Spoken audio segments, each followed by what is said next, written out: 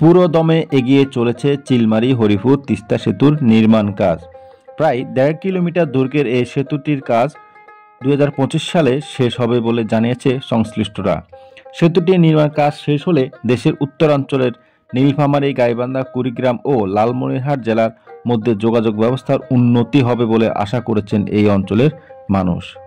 কুড়িগ্রামের চিলমারী ও গাইবান্ধার সুন্দরগঞ্জ উপজেলার মধ্যবর্তী তিস্তা নদীর উপর দিয়ে নির্মাণাধীন এই সেতুটির দৈর্ঘ্য ১,৪৯০ মিটার। কুড়িগ্রাম ও গাইবান্ধার জনগণের দীর্ঘদিনের দাবি ছিল এই সেতুটি। ২০১৪ সালের ২৫ জানুয়ারি প্রধানমন্ত্রী ভার্চুয়ালি সেতুটির ভিত্তিপ্রস্তর স্থাপন করেন। জানা গেছে, সেতুটি চালু হলে চিলমারী, কুড়িগ্রাম, লালমনিরহাট থেকে ঢাকা ও গাইবান্ধা সহ উত্তরের যোগাযোগ ব্যবস্থার উন্নতির পাশাপাশি এ অঞ্চলের সড়কপথের দূরত্ব কমবে প্রায় ১০০ কিলোমিটার।